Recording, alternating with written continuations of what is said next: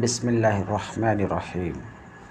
باب العلم انواریہ educational society و جامعہ انواریہ حیدرآباد انڈیا کے زیر اہتمام اللہ تعالیٰ کے فضل و کرم سے نور الانوار کا درس قسط وار جاری ہے۔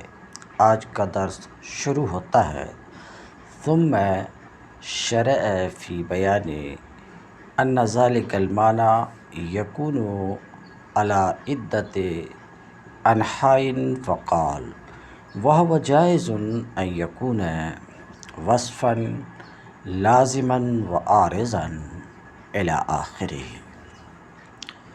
شارح فرماتے ہیں ثم شرع، پھر مصنف نے شروع کیا۔ کیا مصنف نے شروع کیا؟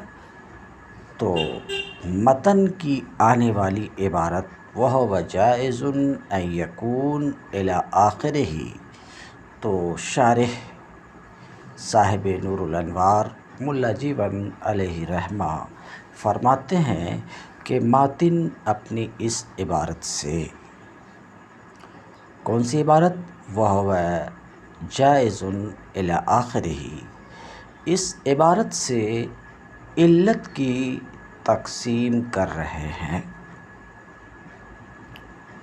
کہ علت کی تین قسمیں ہیں۔ نمبر ایک، وہ علت وصف ہو۔ نمبر دو، وہ علت اسم ہو۔ مثال آ رہی ہے سب کی۔ نمبر تین، وہ علت حکم ہو۔ تو علت کی یہ تین قسمیں ہیں۔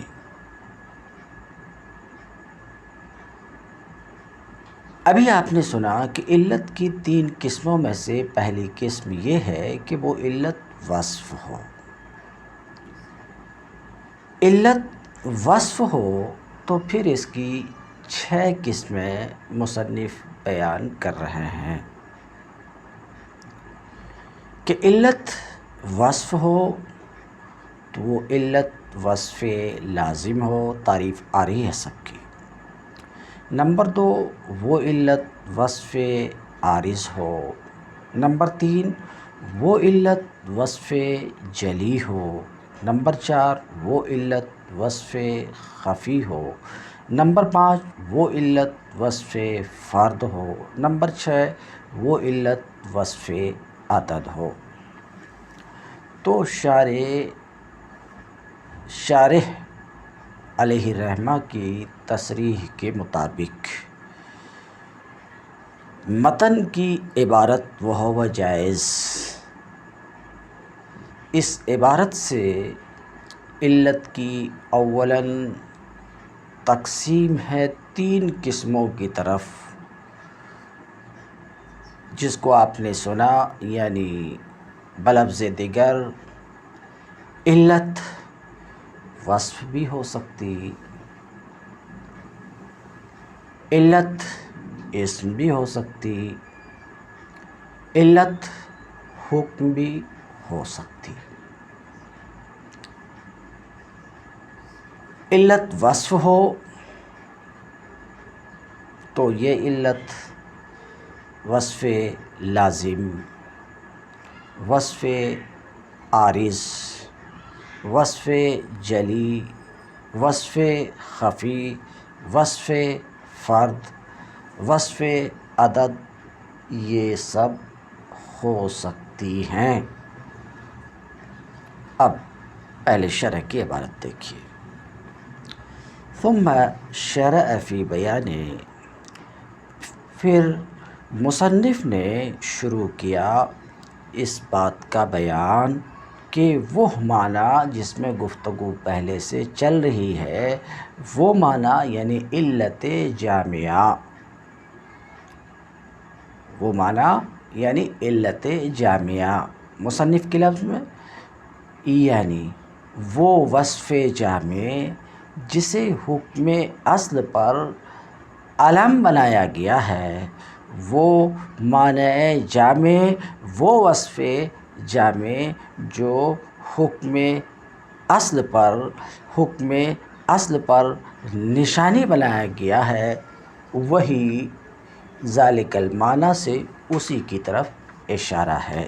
یہ لمبی بات کو چھوٹی کرتے وہ معنی یعنی علت جامعہ۔ تو کیا کہتے ہیں شارح کہ مصنف نے شروع کیا اس بات کا بیان کہ وہ معنی یعنی علت جامعہ، اب اس کو اور چھوٹا کر کے علت، وہ معنی یعنی علت یکون علی عدت انحاء، علت کی چند قسمیں ہیں۔ اولاً 3 قسمیں، پھر 3 قسموں میں سے ایک قسم جو وصف ہے اس کی 6 قسمیں، جس کو ابھی آپ کے سامنے رکھا۔ فقال، تو اس بیان کو شروع کرتے ہوئے مصنف نے فرمایا وَهُوَ جَائِزٌ أَن يَكُونَ وَصْفًا لَازِمًا وَعَارِضًا، اور وہی المعنی الجامع کہتے ہیں۔ وَهُوَ، اور وہ یعنی وہی معنی جامع، دوسرے لفظ میں ہوا ضمیر کا مرجع ہے، وہ معنی جسے حکم نصب پر علم بنایا گیا ہے، المعنی الذی جعل علما علی حکم النصب، شارٹ میں معنی جامع اور اس سے شارٹ میں علت۔ وہ جائز، اور اس کے لیے جائز ہے، علت کے لیے جائز ہے، ایسا ہو سکتا ہے کہ معنی جامع وصف ہو، معنی جامع وصف ہو۔ یہ وصفاً معطوف علیہ ہے، اور اس کا معطوف آگے آ رہا ہے، کہاں آگے آ رہا ہے؟ وَاسْمًا، پھر اس کا ایک دوسرا معطوف آگے آ رہا ہے، وَحُکْمًا، تو حکماً اور اسماً 2 معطوفات ہیں، اور معطوف علیہ وصفاً ہے تو عبارت یوں بنی وَهُوَ جَائِزٌ أَن يَكُونَ وَصْفًا وَاسْمًا وَحُکْمًا، علت کے لیے جائز ہے کہ وصف ہو، اسم ہو، حکم ہو، یعنی علت کی 3 قسم ہے۔ وہ علت، نمبر 1 وہ علت جو وصف ہو، نمبر 2 وہ علت جو اسم ہو، نمبر 3 وہ علت جو حکم ہو، وہ جائز۔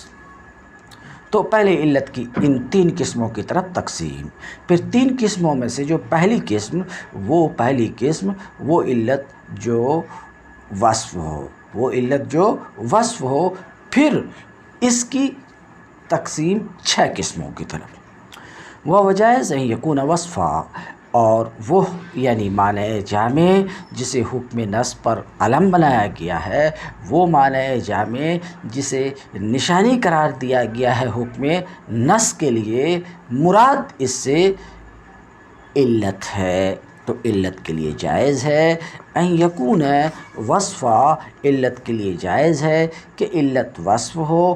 کس کا وصف ہو؟ اصل کا وصف ہو، مقیس علیہ کا وصف ہو، تو علت مقیس علیہ کا وصف ہو سکتی ہے۔ کہتے ہیں علت کے لیے جائز ہے کہ وصف ہو لازماً و عارضاً۔ اب یہ لازماً عارضاً، یہ لازم اور عارض کی طرف تقسیم کس کی ہے؟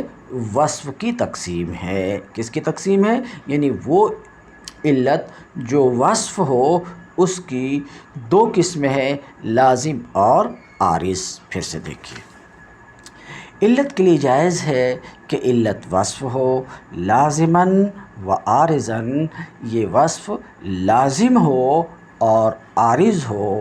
اب فالوصف اللازم سے وصف لازم کی تعریف کر رہے ہیں، فالوصف اللازم ان لا ينفك عن الاصل، تو علت وصف ہو سکتی ہے، وصف ہو تو وصف لازم بھی علت ہو سکتی اور وصف عارض بھی ہو سکتی۔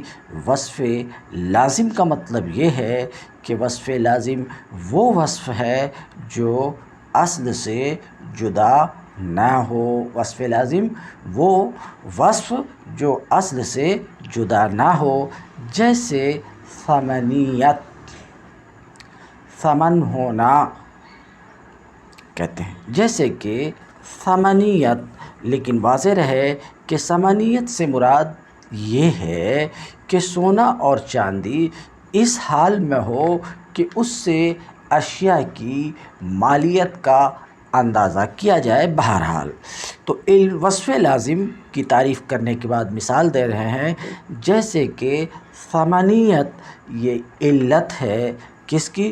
سونا اور چاندی میں زکوٰۃ کے وجوب کی۔ سونا اور چاندی میں زکوٰۃ واجب ہے، زکوٰۃ واجب ہے۔ سونا اور چاندی میں زکوٰۃ کے وجوب کی علت ثمنیت ہے۔ یہ ثمنیت سونا اور چاندی کی صفت ہے، سونا اور چاندی کا وصف ہے، اور یہ ثمنیت سونا اور چاندی کے لیے وصف لازم ہے کہ ثمنیت کا ان سے جدا ہونا ممکن نہیں ہے۔ ثمنیت ان سے جدا نہیں ہوتی، اس لیے کہ یہ دونوں خلقتاً فطرتاً ثمن ہیں۔ تو ثمنیت سونا اور چاندی کا وصف لازم ہے، اور یہ ثمنیت علت ہے سونا اور چاندی میں زکوٰۃ کے وجوب کی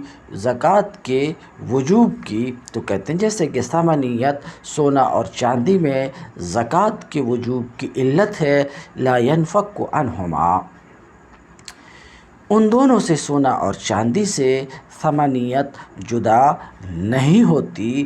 کیوں؟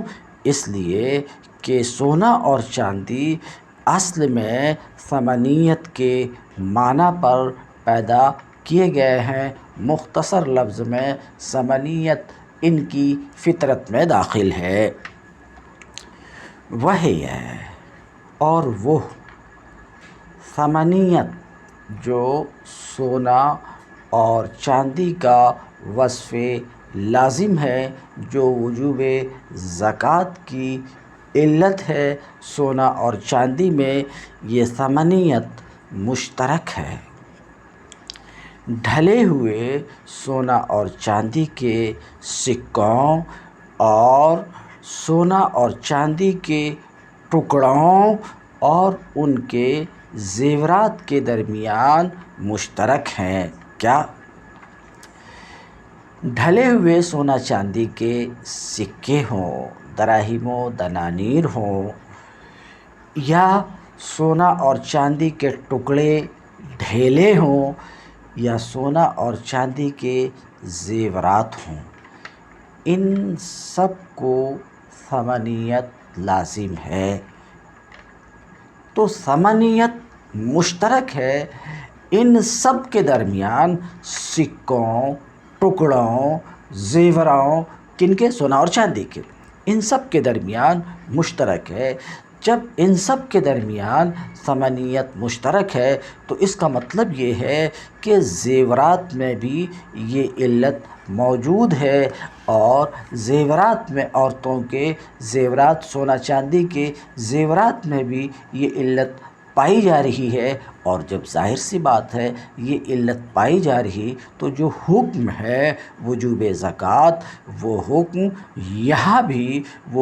یہاں بھی مرتب ہوگا، وہ حکم یہاں بھی ثابت ہوگا، یعنی عورتوں کے زیورات، سونے چاندی کے زیورات میں بھی زکوٰۃ واجب ہوگی، ان میں ثمنیت کے پائے جانے کی وجہ سے۔ وہی مشترکتن، اور ثمنیت مشترک ہے ڈھلے ہوئے سونا اور چاندی کے سکوں اور وطبرہما، اور ان کے ٹکڑوں اور زیورات کے درمیان مشترک ہے ثمنیت۔ جب مشترک ہے ثمنیت سب میں موجود ہے تو عورتوں کے زیورات میں بھی جس طریقے سے کہ سکوں میں، ڈھیلوں میں، وہی جس کی بات ہو رہی ہے، زکوٰۃ واجب ہے، ایسے ہی عورتوں کے زیورات میں بھی زکوٰۃ واجب ہوگی علت ثمنیت کے پائے جانے کی وجہ سے۔ تو احناف کا مذہب یہ ہے عورتوں کے سونے اور چاندی کے زیورات میں بھی زکوٰۃ واجب ہے علت ثمنیت کے پائے جانے کی وجہ سے، مگر امام شافعی کے نزدیک زیورات میں زکوٰۃ واجب نہیں ہے۔ تو کہتے ہیں والشافعی یعلل حرمت الربا بہا، اور امام شافعی علیہ الرحمہ ثمنیت کے ذریعے سے حرمت ربا کی تعلیل کرتے ہیں۔ ثمنیت سے حرمت یعنی حرمت ربا کی علت ثمنیت بتاتے ہیں، جیسا کہ اس سے پہلے بھی آپ کے سامنے حدیث الحنطۃ بالحنطہ میں بتا چکے کہ ہمارے یہاں تو علت قدر و جنس ہے، مگر امام شافعی کے یہاں علت مطعومات میں اور ثمن کس میں؟ ثمنیت اثمان میں، یعنی سونے اور چاندی میں۔ تو امام شافعی حرمت ربا کی ثمنیت سے تعلیل کرتے ہیں وہی غیر متعدیہ الی شیء، حالانکہ یہ کسی شے کی طرف متعدی نہیں ہے، کسی شے کی طرف، یعنی ثمنیت علت قاصرہ ہے۔ والوصف العارض، تو اوپر میں دیکھا آپ نے کہ علت وصف بھی ہو سکتی، وصف ہو تو وصف لازم بھی ہو سکتی، اور وصف عارض بھی۔ وصف لازم کا بیان گزرا، وصف عارض کو بیان کر رہے ہیں۔ والوصف العارض، اور وصف عارض وہ وصف ہے جس کا اصل سے جدا ہونا ممکن ہو۔ وصف عارض وہ وصف ہے جس کا مقیس علیہ سے جدا ہونا ممکن ہو، جیسے کہ انفجار علت ہے۔ کس کے لیے علت ہے؟ مستحاضہ میں وضو کے وجوب کی علت ہے، اور یہ انفجار یہ صفت ہے، اور یہ کیا ہے؟ صفت ہے، یہ وصف ہے، اور اس وصف کا اصل سے دم عرق جو اصل ہے اس سے جدا ہونا ممکن ہے۔ تو وصف عارض وہ وصف ہے جس کا اصل سے جدا ہونا ممکن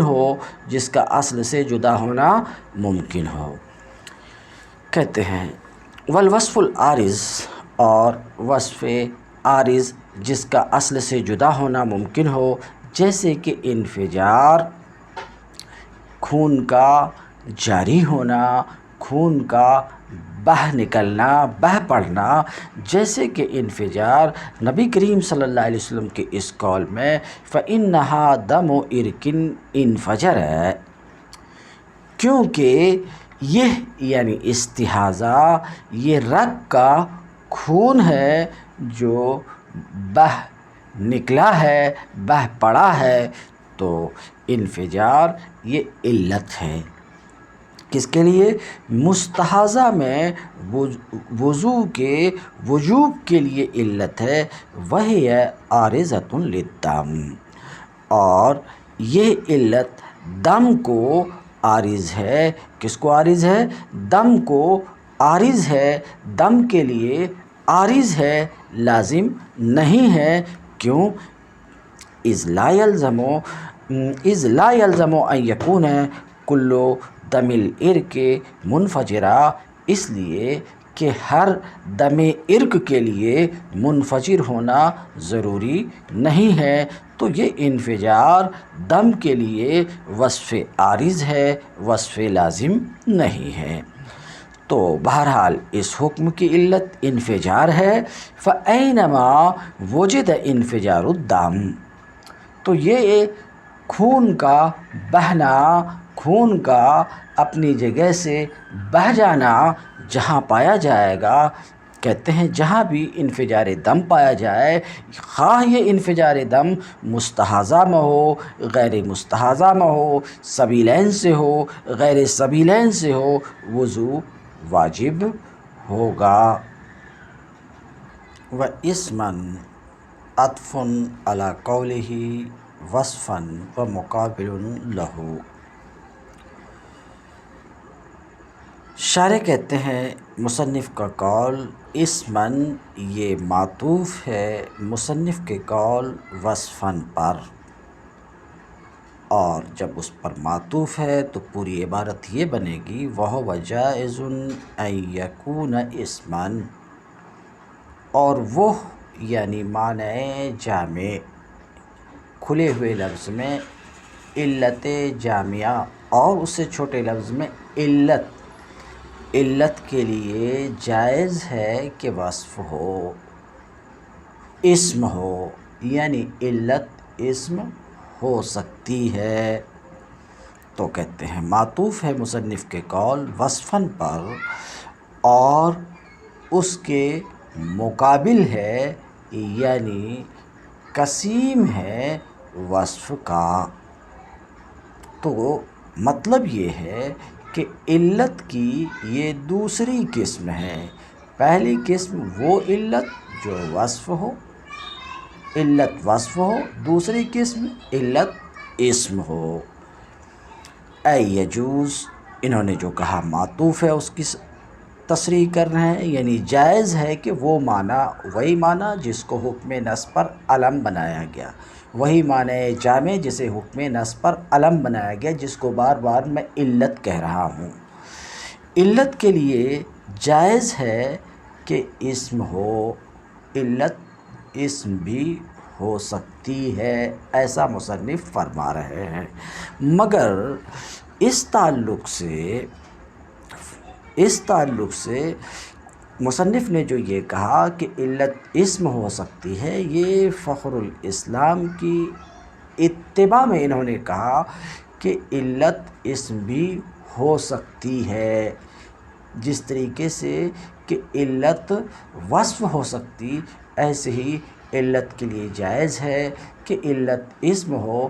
یہ جو مصنف کہہ رہے ہیں امام فخر الاسلام کی اتباع اور اقتداء میں کہہ رہے ہیں، مگر کھلی ہوئی بات ہے کہ اس کی جو مثال بیان کر رہا ہے، ابھی مثال آ رہی ہے کہ وہی حدیث جو اوپر بیان کی گئی، اس حدیث میں دم کا وجوب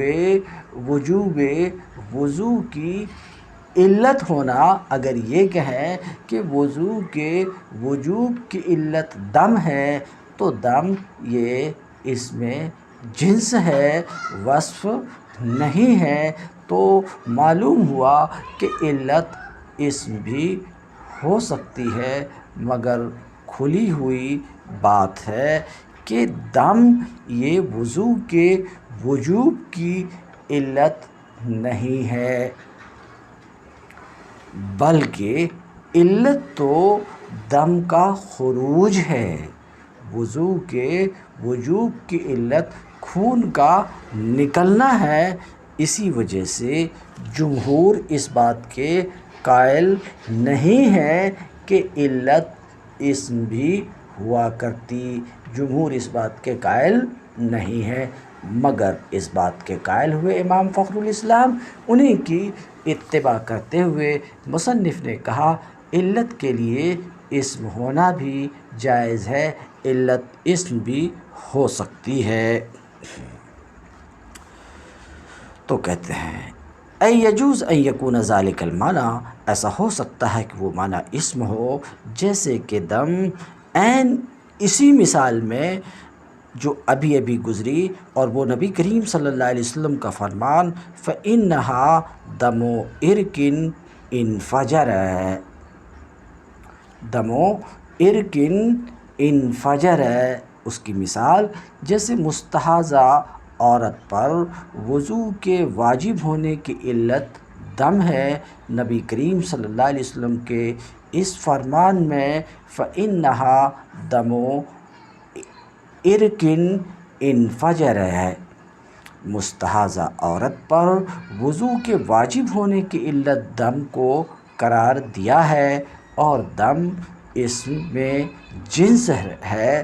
رہا یہ سوال کہ اب سے پہلے بتایا گیا کہ مستحاضہ عورت پر وضو کے وجوب کی علت انفجار ہے، اور یہاں کہا جا رہا ہے کہ مستحاضہ پر وضو کے وجوب کی علت دم ہے، تو شارح اس سوال کا جواب اپنی اس عبارت سے دے رہے ہیں، فَإِنَّهُ إِنْ اُعْتُبِرَ فِيهِ لَفْظُ الدَّمِ كَانَ مِثَالًا لِلْاسْمِ وَإِنْ اُعْتُبِرَ فِيهِ مَعْنَى الْانْفِجَارِ كَانَ مِثَالًا لِلْوَصْفِ الْعَارِضِ۔ حاصل جواب یہ ہے کہ دونوں باتیں ہو سکتی ہیں۔ اگر مستحاضہ پر وضو کے وجوب کی علت دم کو قرار دیں تو یہ حدیث اسم کی مثال بن جائے گی، اور اگر مستحاضہ پر وضو کے واجب ہونے کی علت انفجار کو قرار دیں تو یہ حدیث وصف عارض کی مثال بن جائے گی۔ وجلیاً و خفیہ، اور جائز ہے کہ وصف جلی اور خفی ہو۔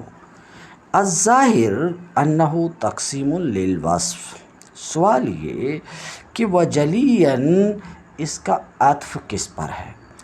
تو اس کا عطف اسمن پر ہے، یا اس کا عطف لازماً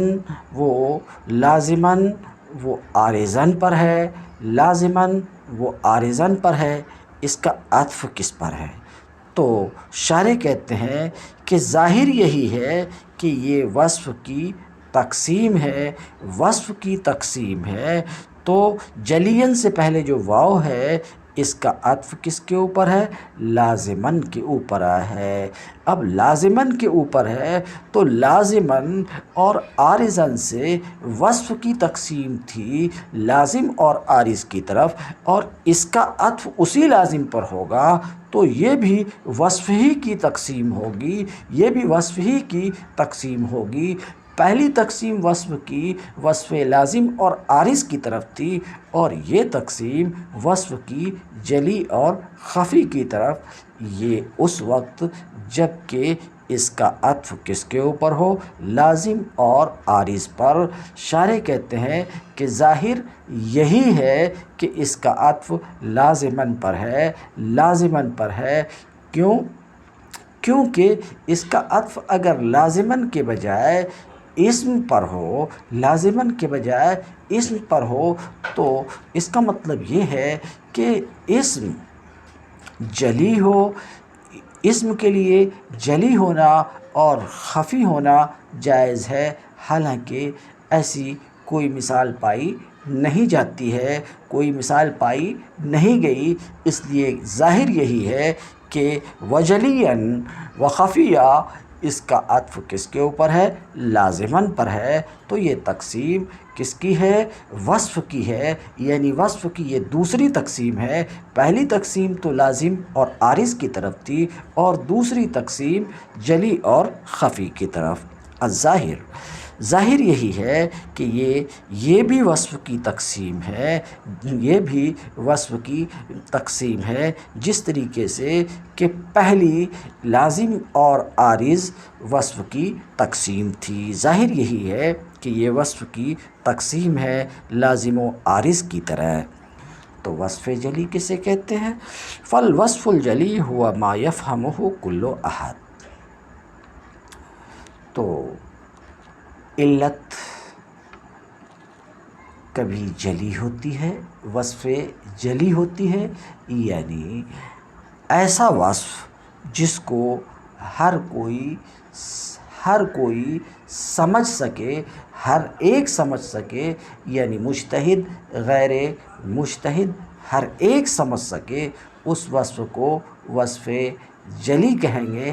مثال آ رہی ہے حدیث میں، سمجھ رہے ہیں، تو کہتے ہیں وصف جلی وہ ہے جس کو ہر ایک سمجھ سکے، جیسے طواف یہ وصف جلی ہے کہ مجتہد غیر مجتہد ہر ایک سمجھ لیتا ہے، جیسے کہ طواف وصف جلی ہے سورہ حرہ کی طہارت کے لیے کہ سورہ حرہ بلی کا جوٹھا پاک ہے، اس کی علت طواف ہے، اور یہ جو طواف ہے یہ وصف جلی ہے کہتے ہیں، جیسے کہ طواف سورہ حرہ کے لیے سمجھ رہے ہیں، یعنی سورہ حرہ کی طہارت کے لیے نبی کریم صلی اللہ علیہ وسلم کے قول میں انہا من الطوافین والطوافات علیکم والوصف الخفی ہوا ما یفہم بعض دون بعض، اور وصف خفی وہ وصف ہے جس کو کوئی سمجھے اور کوئی نہ سمجھے، جس کو مجتہد سمجھے اور غیر مجتہد نہ سمجھے، بعض سمجھیں بعض نہ سمجھیں، جیسے کہ ربا کی علت میں ہمارے نزدیک قدر و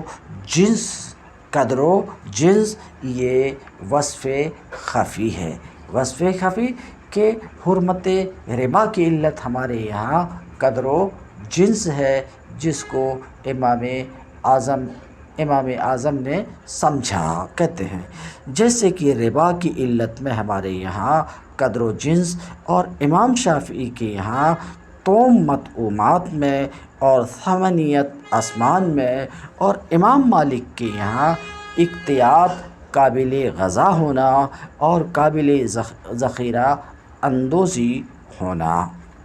وہ حکمہ یہ بھی معطوف ہے مصنف کے قول وصفاً پر، تو پوری عبارت یہ بنے گی وہو جائز ان یکون حکما، وہو جائز ان یکون حکما، اور اس معنی جامع کے لیے حکم ہونا جائز ہے، وہ معنی جامع یعنی علت حکم بھی ہو سکتی ہے۔ ھذا معطوف علی قولہ وصفا، مصنف کا یہ قول و حکماً معطوف ہے مصنف کے قول وصفاً پر، اور اس کے مقابل ہے، وصف کے مقابل ہے، یعنی یہ علت کی ایک تیسری قسم ہے۔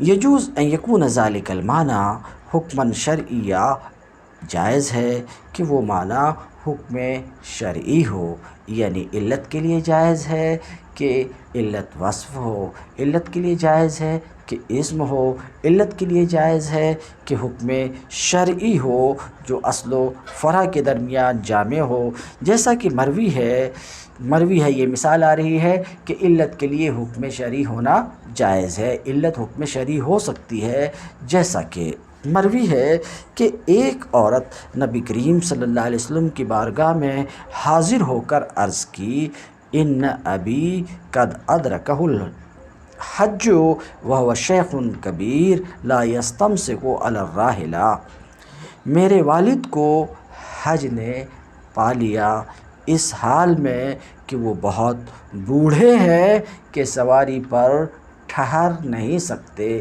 مطلب اس حدیث کا یہ ہے کہ حج ان پر اس حال میں فرض ہوا ہے کہ ضعیفی کی وجہ سے وہ سواری پر ٹھہر نہیں سکتے ہیں۔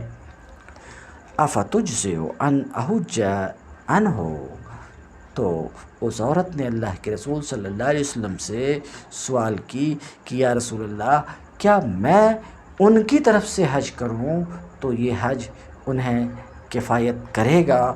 فقال علیہ السلام، تو جواب میں نبی کریم صلی اللہ علیہ وسلم نے فرمایا ارأیت لو کان علی ابیک دین فقضیتہ، تو اللہ کے رسول صلی اللہ علیہ وسلم نے فرمایا بتاؤ، یہ عرب کا انداز بیان ہے، بتاؤ اگر تمہارے والد پر دین ہو اور تم اس دین کو ادا کرو، قرض ہو اور اس قرض کو تم ادا کرو، تو کیا تمہارا دین قبول نہیں ہوگا؟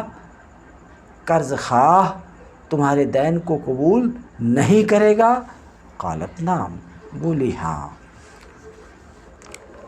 قالت نعم، عرض کی ہاں۔ قال، تو اللہ کے رسول صلی اللہ علیہ وسلم نے فرمایا فدین اللہ احق بالقبول، تو اللہ کا دین تو قبول کیے جانے کا زیادہ مستحق ہے۔ تو اب آپ نظر کیجئے کہ نبی کریم صلی اللہ علیہ وسلم نے حج کا قیاس فرمایا دین عباد پر، بندوں کے قرض پر قیاس فرمایا، اور معنی جامع ان دونوں کے درمیان دین عباد اور حج کے درمیان معنی جامع علت ہوا دین، دین ہے۔ دین جو علت ہے حکم شرعی ہے، تو یہ مثال ہے علت کے حکم شرعی ہونے کی۔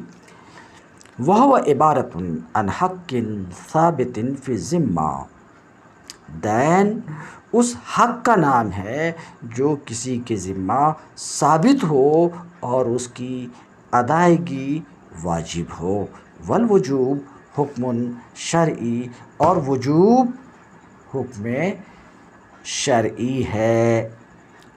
او فرداً و عددا، الظاہر انہ ایضاً تقسیم للوصف،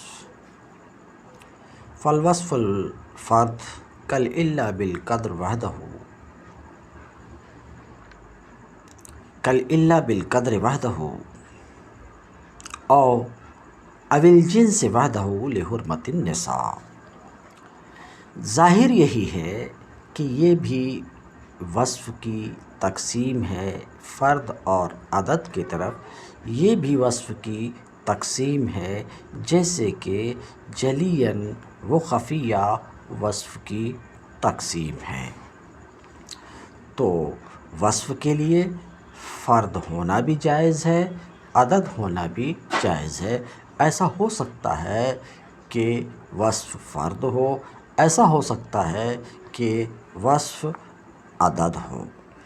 وصف فرد اس علت کو کہتے ہیں جو اجزاء سے مرکب نہ ہو، جیسے صرف قدر علت ہے۔ ادھار کے حرام ہونے کی مثال کے طور پہ گیہوں کی بے جو کے عوض، تو یہاں جنس ایک نہیں لیکن قدر ایک ہے کہ دونوں کیلی ہے، لہٰذا ادھار حرام ہے۔ مثلاً صرف جنس علت ہے ادھار کے حرام ہونے کی، جیسے کپڑے کی بے کپڑے کے عوض، تو جنس ایک ہے لیکن قدر ایک نہیں ہے کہ کپڑا نہ کیلی ہے نہ وزنی ہے۔ اور وصف عدد جو اجزاء سے مرکب ہو، جیسے قدر و جنس کا حرمت تفاضل کی علت ہونا، جس کو پچھلے دروس میں کئی بار بیان کر چکا ہوں۔ حاصل مصنف کی عبارت کا یہ ہے کہ مصنف کا قول اسماً و حکماً، جو پیچھے ما سبق گزرا، مصنف کا قول اسماً و حکماً بلا شبہ وصف کے مقابل ہے۔ تو معنی جامع یعنی علت کی جب یہ مقابل ہے تو تین قسم ہوئی، یعنی علت کی ایک قسم وصف ہے، دوسری قسم اسم ہے، تیسری قسم حکم ہے۔ تو کہتے ہیں مصنف کا قول اسماً اور حکماً بلا شبہ وصف کے مقابل ہے۔ اور مصنف کا قول لازماً و عارضاً جو وصفاً لازماً و عارضاً ہے، تو مصنف کا قول لازماً و عارضاً بلا شبہ وصف کی قسم ہے، وصف کی تقسیم ہے۔ کس کی طرف؟ لازم اور عارض کی طرف۔ یہ دونوں بات تو شک سے شبہ سے بالا تر ہے، لیکن جلی مصنف کا قول جلی اور خفی، اسی طریقے سے مصنف کا قول فرد اور عدد تو مصنف نے اپنے اس قول کو وجلیًا و خفیًا و فردًا و عددا کو مقابلے کے طور پر بھی لایا ہے اور تداخل کے طور پر بھی لایا ہے۔ احتمال تو اس بات کا بھی ہے کہ جس طریقے سے یہ وصف کی قسمیں ہوں ویسے ہی احتمال ہے کہ یہ جلی اور خفی، فرد اور عدد، اسم اور حکم کی بھی قسمیں ہوں، اسم کی قسمیں ہوں، مگر ایسا ہے نہیں۔ تو کہتے ہیں ظاہر یہی ہے کہ یہ وصف کی کہتے ہیں مصنف نے مقابلہ اور تداخل کے طور پر لایا ہے۔ ظاہر یہی ہے کہ یہ وصف کی تقسیم ہے، کس کی طرف؟ جلی اور خفی، اور کہ فرد اور عدد کی طرف۔ کیوں؟ اذ لم نجد مثالا، اس لیے کہ ان میں سے ہر ایک جلی اور خفی اور فرد اور عدد میں سے کسی کی کوئی مثال ہم کو نہیں ملی مگر وصف کی قسم میں، اس لیے ظاہر یہی ہے کہ یہ وصف کی تقسیم ہے، جلی اور خفی کی طرف بھی اور فرد اور عدد کی طرف بھی۔ وقد یسمل، تو اب تک کی عبارت سے اتنی سی بات تو معلوم ہوئی کہ علت وصف بھی ہو سکتی ہے، اسم بھی ہو سکتی ہے اور حکم بھی ہو سکتی ہے۔ تو مصنف کی عبارت سے یہ بات معلوم ہوئی۔ شارح کہتے ہیں کہ مصنف کی عبارت سے یقیناً یہ بات معلوم ہوتی ہے، مگر یہ امام فخر الاسلام کی اتباع میں جمہور اصولیین تو اس بات کے قائل ہیں کہ علت مطلقاً وصف ہوا کرتی ہے، علت مطلقاً وصف ہوا کرتی ہے۔ کہتے ہیں کبھی معنی جامع کو مطلقاً وصف کہا جاتا ہے۔ اصولیین کی اصطلاح میں خواہ وہ وصف ہو یا اسم ہو یا حکم ہو، جیسا کہ یہ بات متن میں عنقریب آئے گی۔ شارح کہتے ہیں وَهَذَا كُلُّهُ، اور یہ پوری گفتگو جو مصنف کی ابھی گزری کہ علت کے لیے وصف ہونا، اسم ہونا، حکم ہونا جائز ہے، یہ دراصل امام فخر الاسلام کے تفنن سے ہے، ان کی کلاکاری سے ہے۔ لوگ ان کے پیروکار ہیں اور ان کی پیروی میں ایسا مصنف نے بھی فرمایا کہ علت وصف بھی ہو سکتی، اسم بھی اور حکم بھی۔ وَيَجُوزُ فِي النَّصْ وَغَيْرِهِ، اور جائز ہے، ایسا ہو سکتا ہے کہ وہ معنی وہی المعنی الجامع جسے علت کہتے ہیں، جائز ہے کہ وہ معنی نص میں صراحتاً مذکور ہو، جائز ہے کہ وہ معنی منصوص ہو نص میں، جیسے سورہ حرہ کے طہارت کی نص میں وہ معنی منصوص ہے، صراحتاً مذکور ہے جو ماسبق میں گزر چکا۔ جائز ہے کہ وہ معنی نص میں فی النص، نص میں صراحتاً مذکور ہو یا غیر نص میں جبکہ اس سے ثابت ہو، یعنی یجوز ان یکون ذلک المعنی منصوصا فی النص، یعنی جائز ہے کہ وہ معنی وہی معنی جامع، وہ معنی منصوص ہو، کس میں منصوص ہو؟ منصوص ہو یعنی صراحتاً مذکور ہو نص میں، جیسے کہ طواف سورہ حرہ میں کہ یہ معنی صراحتاً نص میں مذکور ہے فَإِنَّهَا مِنَ الطَّوَّافِينَ عَلَيْكُمْ وَالطَّوَّافَاتِ۔ وَأَنْ يَكُونَ فِي غَيْرِ النَّصِ،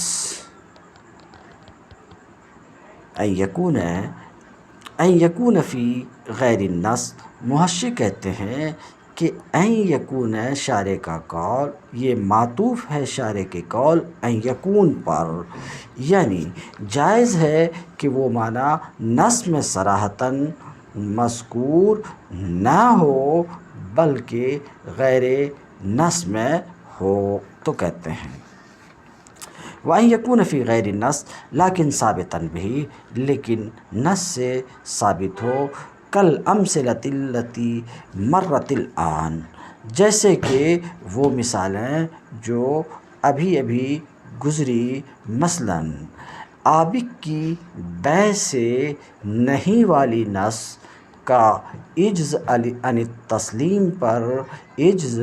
التسلیم پر مشتمل ہونا یہ صراحتاً مذکور نہیں ہے کالأمثلة التي مرت الآن جیسے کہ وہ مثالیں جو ابھی ابھی گزری۔